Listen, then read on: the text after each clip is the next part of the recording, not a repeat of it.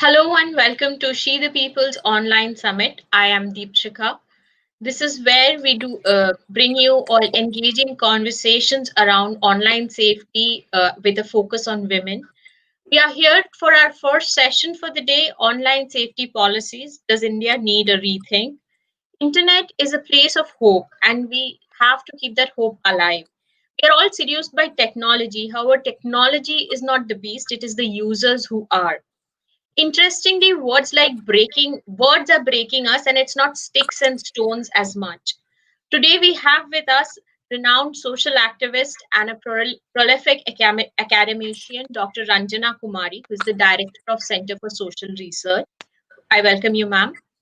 Thank you. And Shaili Chopra, who is the founder of She the People, for carrying forward this conversation. Uh, Ranjana ma'am, I would begin this conversation by asking you my first question.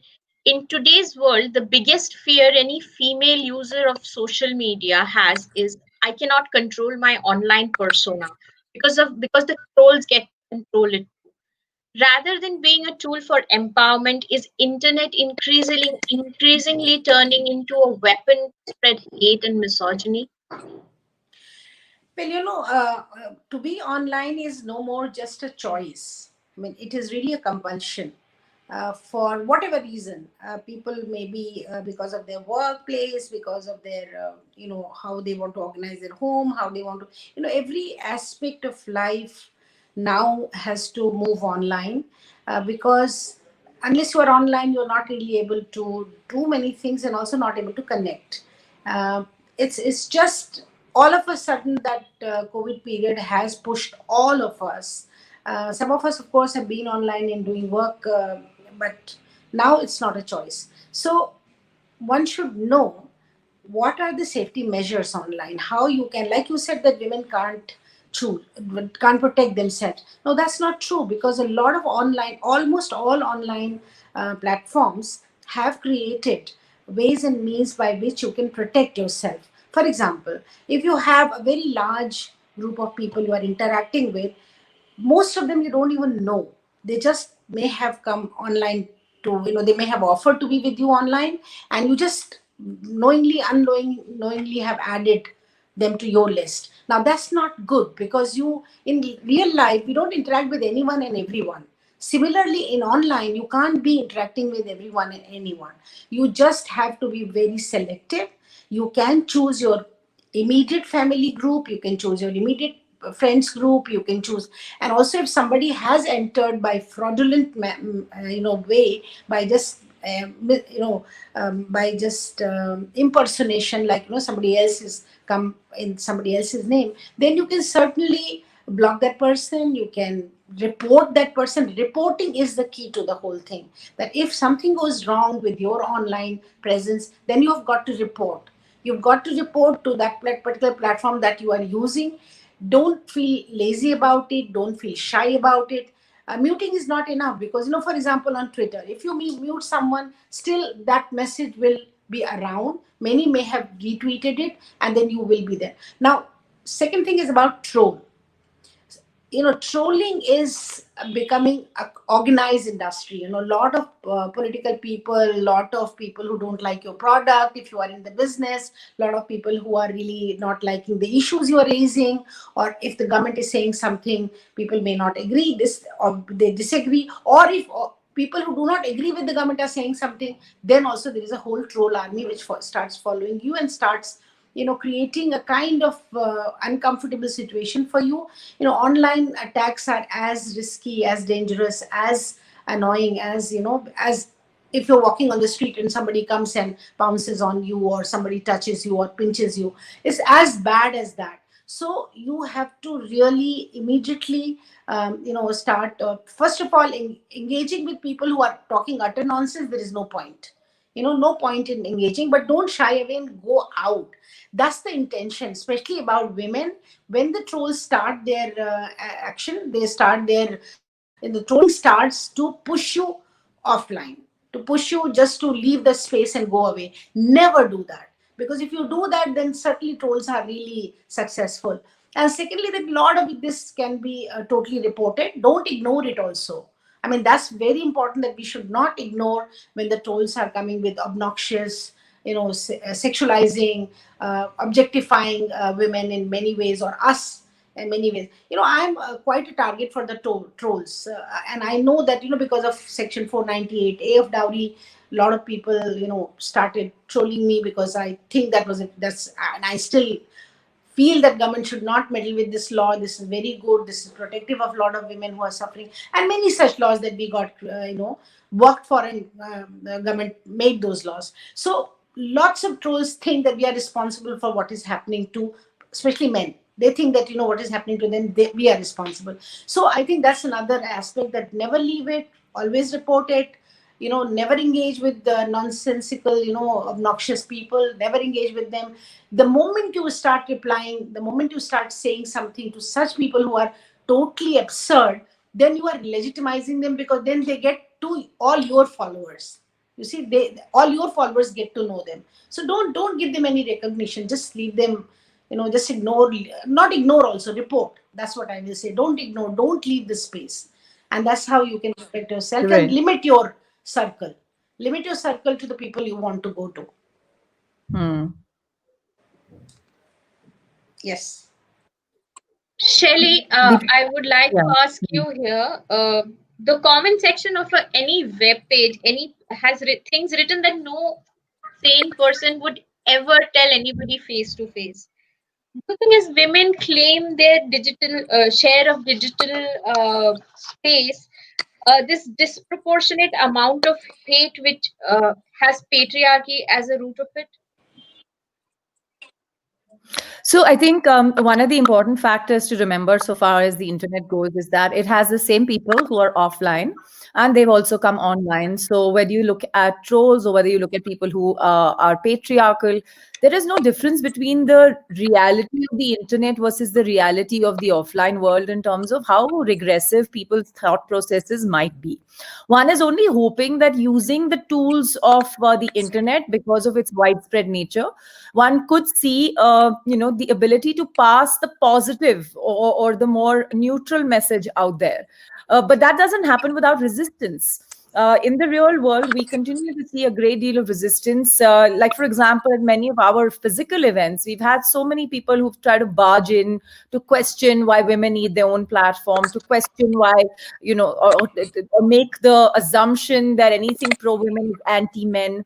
And just this morning, for example, I woke up to being tagged in a series of thousands of tweets, which were about men sharing stories of how some of them have had, injustice meted out to them. Now, I'm not questioning whether that's true or untrue, but the point is that there is sort of this pent up desire to express their views and say that we would like you to know that, women are in the wrong or whatever. So I think what's happened is that, as I've always said, that there are trolls out there who are out there to just add to the noise. There are genuine cases out there that could potentially flag off an important piece, which is really the power of social.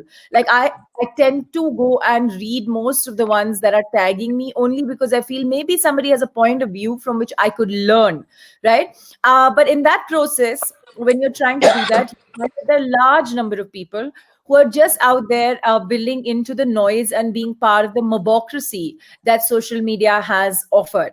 What worries me to a great extent is that with the massive learning, or rather crunch in time of this pandemic, which has led to far more people come onto the internet, and then of course the launch of platforms like Geo, which has made it cheaper for people to access data.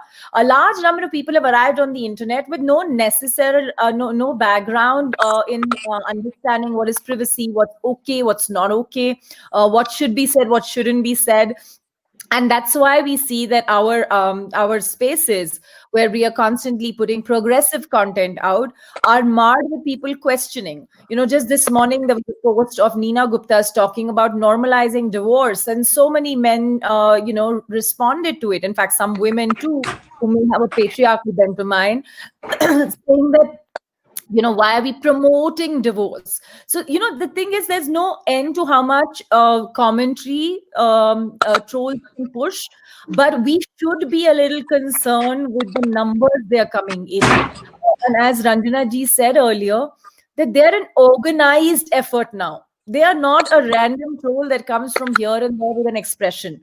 They come with a plan to disrupt. And I think that is one big concern for anybody who's trying to bring change by using digital and create conversations that do push our usual thinking and perceptions. Right. So you made a very valid point about this big learning curve, and that is in fact what I want to ask Ranjana ji about. That in this year we all have had a big learning curve with respect to online education. Yet there is an absence of large scale efforts to educate people on safety. Education and other activities are more online than ever before, but how come we are not seeing enough large scale efforts by platforms themselves to sensitize about online safety? Well, I totally agree with you that responsibility is of the platforms to really launch such safety trainings. Some effort has been made, and as we have partnered with Facebook and Twitter, I think we have been able to reach out and develop a partnership with, for example, CBSC. Now that's a constituency where millions of students are there, young students, and we are partnering with them to and also training young students online safety issues and how teachers and parents can also be there are wonder moms, there are Gurgaon moms, there are many mom groups that we are reaching out to, and we are trying to tell them how to be engaging themselves, because a lot of women, especially mothers, who would just say, oh, I don't know what my children are very smart, they are very smart about technology, they know how to manage, how to handle it, and they themselves don't like to engage with that, and as a result, what children are doing they will not even get to know, and then that's where the risk starts, where you just want children to handle technology on their own, and you don't, and especially now even a nursery class or kg, and those little teenage 4, 5, 6, 7 year olds are also online doing their classes, and teachers must know where to draw a line. I mean, can they post the pictures? Because every time they make some craft work, they will take the pictures. Can they put the pictures that can be accessible and available to a lot of people? So many pedophiles are online, so many other kinds of risky behavior that you can see. Same is about adolescent girls. A lot of people are trying to lure them. They are trying to become somebody else, put some stars picture or something and start trying to get friendly with them. That's not acceptable. You have to tell your girl child, even your boys, that you can't be getting into this kind of a thing. So safety education is very important. We have already registration of 500,000 students. We have done 30,000 students within just last 2 months. So I think reaching out to a lot more people, I think a lot more institution needs to get involved, like CBSE and other, at least all education institutions must ensure that their teachers have gone through safety training. Also the Yeah. students have gone through the safety training. This is something that we have to really do. That it's not only the platforms, government has to really roll out such programs. We have to put in some money there Yeah. for a lot of people to start running these kind of programs.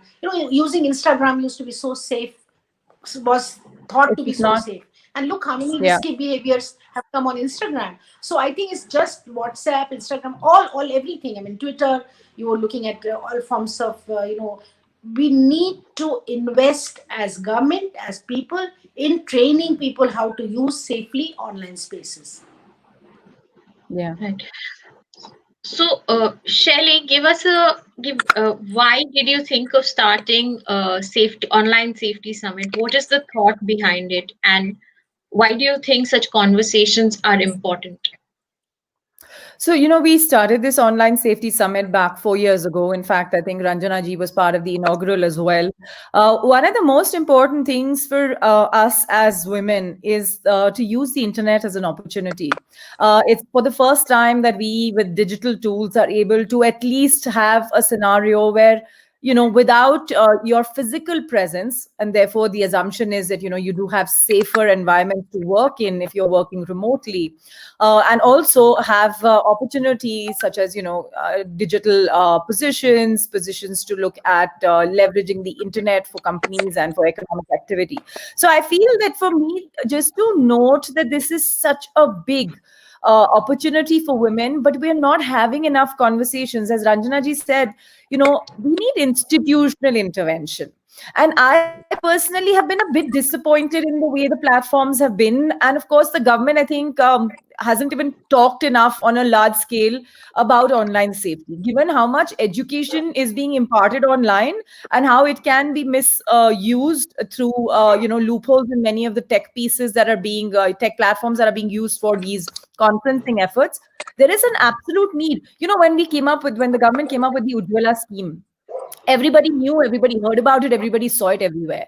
That's the kind of nature of noise we need on online safety, because at the end of the day, today people live two lives, and one life is in the real physical world and the other life is in the real internet world, and we don't seem to be talking enough about it. 2020, for example, is the year people recognize that Instagram can be just as exposed, so far your DMs goes. In fact, one of the sessions on the safety summit is the dark side of the DM. People are using these DMs not so much for privacy, but for sharing pictures, for child sexual abuse and all kind of porn, and sharing pictures of women without the knowledge of those women, and so on and so forth. I feel that there is, it's not enough for platforms to come up with booklets and say, we produce these booklets and distribute it to 10,000 people. That's not the answer. They really need to find ways by which this starts at the bottom. Unless we are talking to students, or for example, I think the CBSE idea is a fantastic idea. Get to the place where your learning curve starts, and if you do that, that's really where you start making an important change, and you allow people to allow young people to recognize that these are the kind of issues that come, these are the kind of issues that need to be watched out for, these are the kind of issues that need to be recognized, and this is for our own safety. The problem is we always think privacy is somebody else's problem. It must be happening to somebody else. It's not happening to me.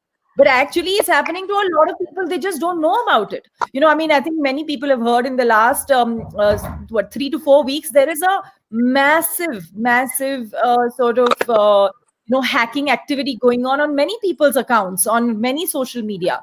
And this is obviously something that's orchestrated by a bunch of people, and people are falling prey to it. I know myself, like, 3 women whose accounts have just been hacked, and all kinds of stuff is getting posted through them. But then it's a chain reaction. So I think it's important to have these conversations again and again, which is why we don't do one safety summit a year. We do at least 2 or 3 editions, talking about various things that emerge, as this is a very moving activity. I mean, this entire safety conversation is permanently in motion. There's new tech coming, there are new changes happening, there's the pandemic and now the post-pandemic effect. All kinds of things are changing the way we view ourselves and our relationship with the internet. Yeah. So, Ranjana ji, I would like to ask you, what kind of work are you doing in terms of trust and safety building? Do you believe that the government is not doing enough, and there needs to be, once again, I mean, we have not really heard from them about the challenges. What could be the challenge users, privacy, impact, safety, and trust in issues they are facing? Besides privacy, there is another challenge is misinformation. All kinds of misinformation is traveling online, and people just look at the pandemic, how many types of information you may have received. Even people who are very rational, who understand things, who have close friends, doctor friends, were confused about the whole of the situation. Even now they are confused. Now the vaccine has come, how much misinformation is going around about vaccine. You can see how dangerous this space can become for human life if we are not careful and we are not looking out. at the issue of misinformation. So it's just the way a non-consensual, as you said, that posting of the images of people. So a lot of this, I'm just fortunate that I have happened to be on the safety council of the Twitter, as well as the safety advisory board of Facebook, and we are really working all the time in informing the platforms and the company about what is needed and what can be done. Now we have to tie up the other end, that is government, that is our own governments, because for a long time the bills are pending. The law has not been really created a robust law to protect privacy of people, and also if people have been wronged, what kind of a route they can take in terms of how should they protect themselves, individual privacy, as well of course every other data that is traveling around. The moment you enter the space and start putting your birthday, about your you put your photo, about your everything that they ask, the moment you do that, you're really exposed to this whole idea of breaking your anybody can then come in and use your data and information, misuse it. So government has to create robust laws. Now we are of course discussing, and there has been a lot of consultation about the law. A lot of things are moving at the moment, but the speed that we need to do is really not there with the government somehow. Secondly, I think institutional effort of creating safety education, then safety structures, where you can really, tomorrow if you want to complain to someone, where do you go? You go to the police, and police special cell, which is called cyber crime cell. Now, cyber crime cell is looking at financial issues so much that a woman's own, if I have been harassed and somebody has been using my information to do all kinds of things in terms of defaming me or trying to show me nude, and there are now apps where if you put a person with clothes and you can really show that person nude, online. I mean, it's really so many dangerous things are around. If somebody is doing that to me, who should I go? I go to the police. My case is not as important as some millions of dollars have traveled from one end to the other, and somebody has been cheated online and things like. So I think still our issues are still not a priority. Even with the cyber crime cell, there was a girl from West Bengal. We were trying to help her. She, from her picture was used by her ex-boyfriend, and all her very personal pictures. Every day he was posting something or the other, and just because she was going to get married, so just before the marriage, and everything was getting destroyed in her life. So I think so many other things are there which needs to be looked after, and till date she hasn't got any kind of support from the cyber crime cell. And I'm saying it because we are dealing with that case. So I think it's important that we have to create those structures and institutions which can look after people's personal safety issues. So that's second interest. So legal, have robust laws, have robust institutions, and then engage with people. There is some kind of a break between government and civil society dialogue at the moment. So a lot of our Yeah. input, which used to go earlier, is not going, and that is why you're not hearing anything. I think this is something which is very important, that such information should be disseminated. Should be put in open Okay. space. People can respond and communicate. Right. I just wanted to add, Deepshikha, if you allow. So Yeah, yeah, basically, I mean, it's clear to us as women, as platforms that are working with women and talking about women's safety and trust, is that this isn't an activity in isolation. There is no way that we can create the legal framework and expect that that legal framework will work. We need it, yes, because then if there are laws, somebody will ensure that those laws are then implemented. But it has to work in tandem with multiple other stakeholders to ensure that women have access to knowledge and prevention ways. I mean, we are, for example, often discussing what is going to happen after it takes place. But I think, like, some of the trainings that CSR is doing, many of the digital trust dialogues that we've done, for example, with Google, the whole idea was there, get to the root of it much before, so that people start recognizing that these can be problems in the future, and they do look into a stronger, safer approach towards their peace. And it will not happen by just the government or just the platforms. It needs civil society, it needs more people who are working in this space, and it needs citizens to start waking up to saying, I am a netizen. I ought to tighten my security and not wait for your accounts to get hacked or your accounts to get banned because somebody else impersonated as you and put out stuff that wasn't appropriate, and so on and so forth. Sometimes I think that we find a two-factor notification, such we are so lazy to get that in place, Yeah. when that could be a very big changer in the way you are even using the internet. So somewhere all of these people need to work together, but also a reminder that, like anything else, like your television viewership, let's not crib until we step into it and start taking some responsibility to keep ourselves a little safe, which I think is part of the problem too. Opening too many accounts, saving too many passwords on your Chrome, or your browsers, and not doing basic hygiene. Correct. So that's exactly like something I would like to discuss with both of you. At a personal level, what should we be doing? So one question is like in terms of sexual harassment on not online, offline. We have seen that active bystanders can play a very important role in stopping it. So what do you think is when somebody we know is being bullied, as an active bystander online, should we be doing? How can we encourage this active the role of active bystanders online? Ranjana ji, will you like to answer that question? Yes, I think, so who's active bystander online? Let's define that first. I think active bystanders could be all your friends who may have seen, observed, watched, and, everybody who you are communicating with.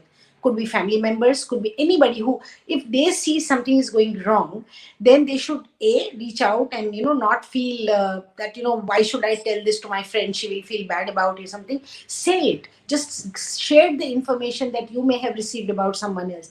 Second thing is the communication is very important, because online you are just one on one, you and the online space.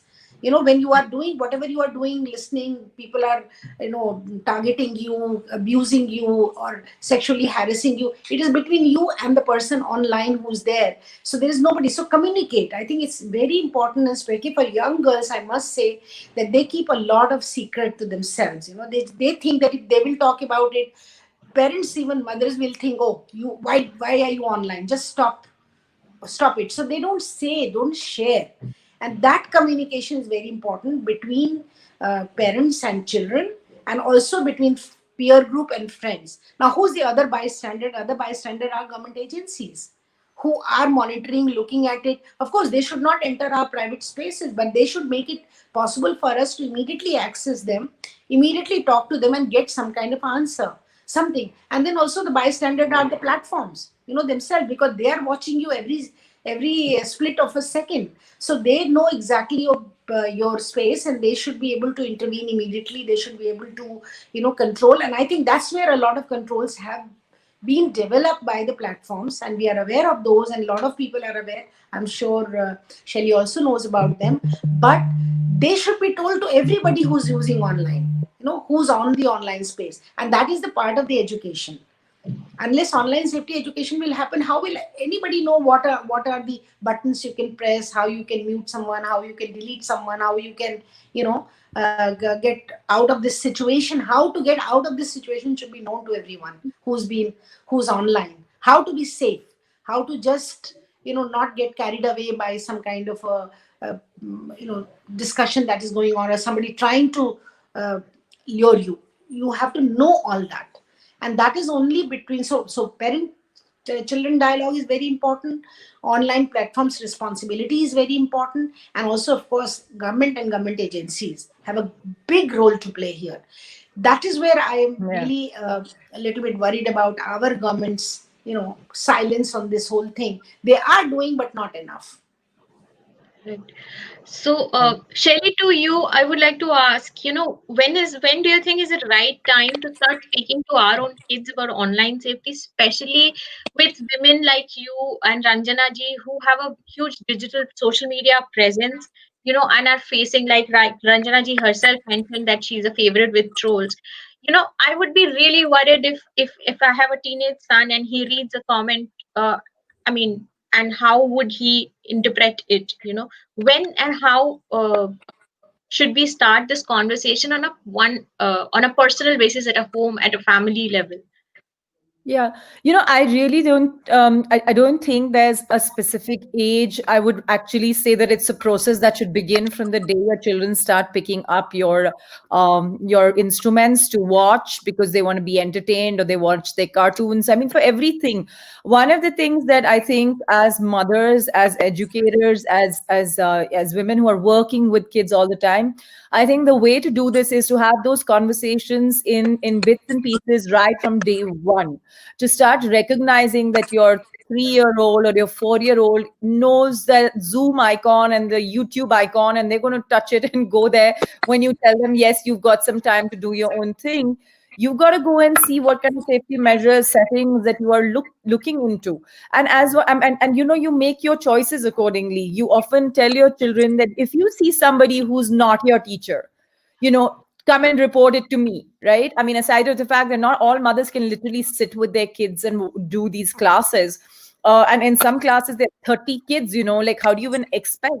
But I often say this to my kids, and I think many other mothers probably already do, is that if somebody's sending you something in a chat, don't click on it, right? Call your mother or tell your teacher that I'm getting a weird message. Or and it's, like, I think now 5-year-olds are beginning to read half sentences, if not full, and they pretty much would be as affected as a teenager, though they might not have knowledge of all kinds of terms that are being thrown at them.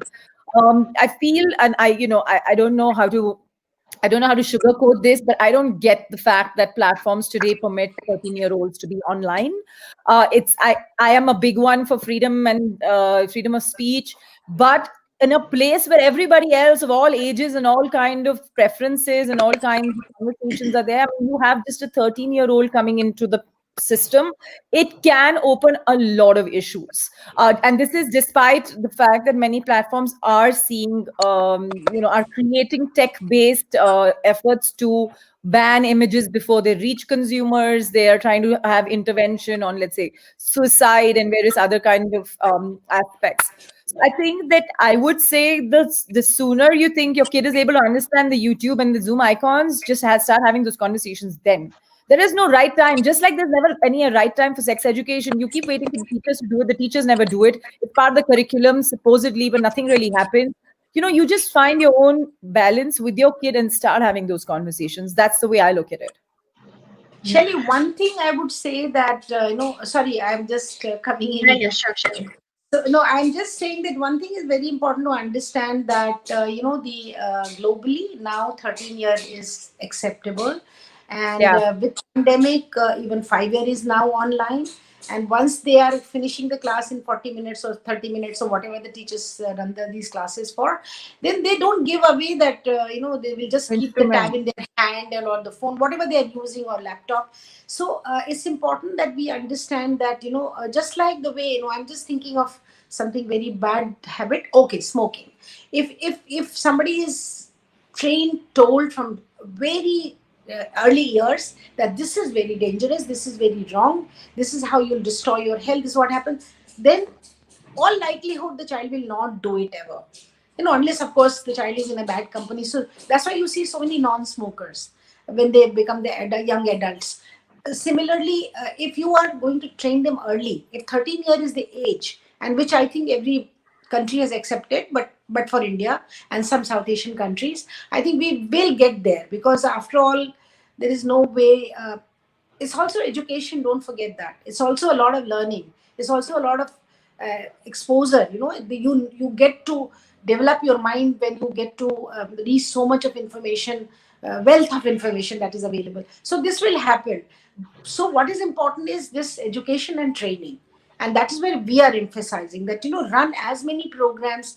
Look how well developed, Julie, I think Julie from Australia, that e-safety office, Shaili, about her, how well Yes. developed their systems are now, and how well Project Rocket and so many other projects are doing in that country to reach out to young students and train them. Same as in Europe. Europe has robust laws. Europe has very robust programs for parenting, digital parenting, digital citizenship. They have very good programs on, looking at teachers, how to train the teachers in digital.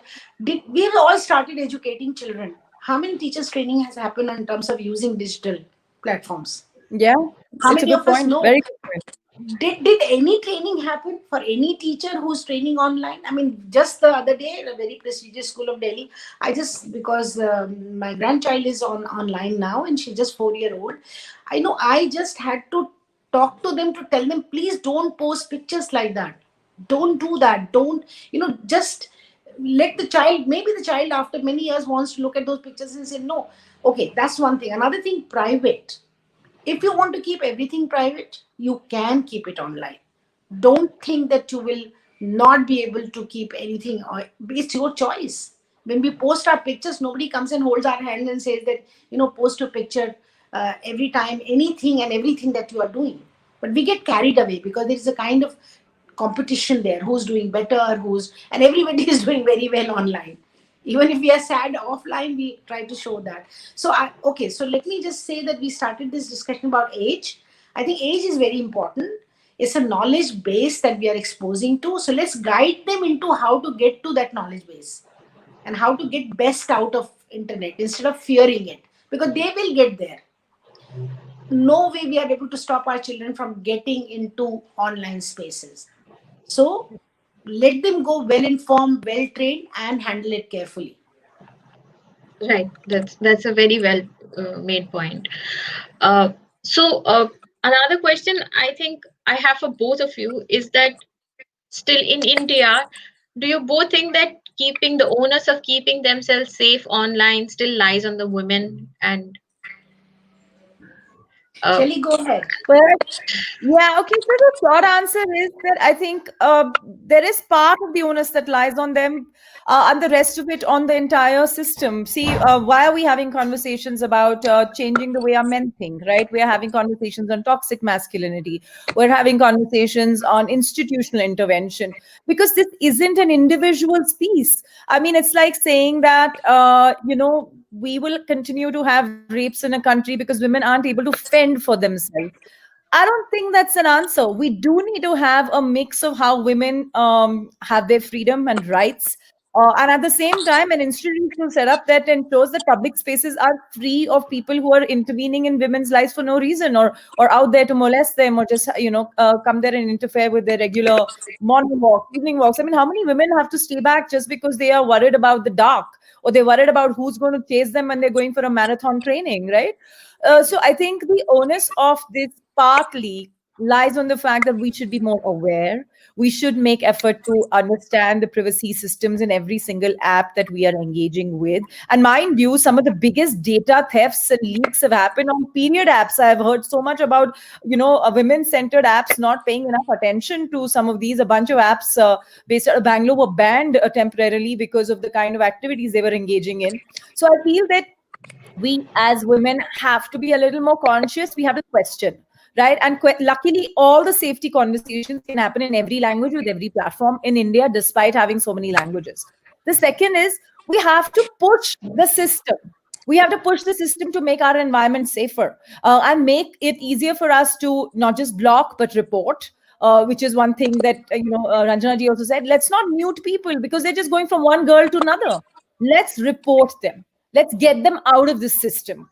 And I think now there is an increasing awareness among platforms. They cannot take this lightly, and they know that. And I think people are calling them out. I think boys locker room was a great example, or in another case it could be the girls locker room, or any other locker room for that matter, the lawyers locker room. We are facing all these all the time. So part of the onus is on us to get in short, to remind ourselves that you can't take this easy. But of course, there's a big onus on everybody else around us who also needs to be reminded, including our parents, our friends, our family groups, our WhatsApp groups, which are so patriarchal, so sexist. I mean, we are accepting our uncles and aunts joking about things that should not be okay. So it's a multi-layer process, and the conversation only needs to intensify. ma'am, your Yeah, comments on yes. Yes, I think it's important that we all take responsibility. That's certainly very important that women, but then what is happening in the process, that since women are not able to handle it, we have very almost one third women users compared to the men users in our country. Women are not online. Women are not able to take advantage of online. Whatever they can handle online, they can do so many things online, and they're not able to take advantage of that. And also, women are not able to protect themselves in many cases. So, putting the onus of responsibility just on women is not fair, because we are in a misogynist society. We are in patriarchal society, and we don't have the power to really define and to be able to. Of course, we are getting more and more power. I mean, being a feminist and working for women's rights for so many years, I won't say we don't have the power absolutely, but we are slowly and steadily getting there. But still, we need to do much more to be able to really control the online spaces for ourselves. So, don't fear it. Get in there and fight it out, just like the way when you are entering a train or a bus where there's no space, you have to reach your destination, so you still push people and get in there and make your space. I think women have to learn to do that. And if somebody in the process misbehave, you have to hit hard, you have to pinch back hard, you have to kind of push back hard. We have to do that. We should not. So fear is a factor which has to go out of our mind. Online fear is also part of the misogynistic design to keep women out. That is why Yes, so many women are Absolutely. Yes. not there. That is why so please don't fear it. Don't. That's what I'm saying. Get educated, learn about it, know, and feel confidence, to be able to use that space. Never fear it. And also, secondly, that the onus of responsibility then becomes of whom? Platforms. They're making huge amount of yeah, money on our exactly. so they are responsible, and we are pushing them. A lot of us who are able to get access to their policy advisory boards and their other as you must have heard, that Facebook also made a very important international body, which is autonomous body, which is going to look into some of the cases which are very some of the postings which have hurt people, or which have really led to a lot of misinformation. So there is going to be that kind of a body which has been created. Thousands of people are looking at every day's posting, and all that is happening. But again, I'm going to come back to our own. We have to put our house in order. That Yeah. is our country, our government, our laws, our policing systems. You know, policing system is running cyber safety law. Now, if you walk into a police station and talk to any constable, anybody, does he really know what is violation of your rights on online? How women's rights are getting violated online? No, he doesn't. So don't we need to develop a separate course for that and train them all?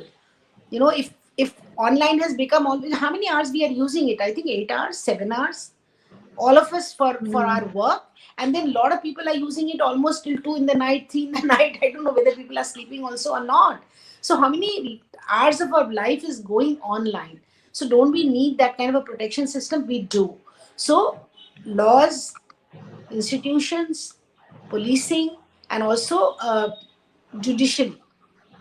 When you take such a complaint to any kind of local court, what is happening there? So there's a lot needs to be done in terms of who will keep us safe. Just like in society, who will keep us safe is a big issue in a patriarchal, misogynistic system. Then similarly, who will keep us safe online? So we should be brave and not fear anything. We should be Right. brave, fight it out. So Yes. onus is not just on us, but certainly we cannot be pushed out of this space. Yeah, Right. Nobody should be. Right. Yeah. Yeah. indeed. We are running out of time now. It's such an interesting conversation, such an interesting topic. Maybe we can go on for the day, but I think we'll have to wrap this session right now. And thank you, Ranjana Kumari ji, for joining us. Thank you, Shaili. Thank And you. for our viewers, we have a day full of such engaging conversations. Do stay tuned in. Thank you, ma'am. I think Shelly does a good job, and she's always, her very brave effort now is, reached out everywhere. So my congratulations to all of you, and I'm very happy that you are running your safety summit every year. And please go ahead with this. Don't give up. Okay, let the trolls do what Thank they you, want ma'am. to do. Okay, bye bye. Bye. Bye bye.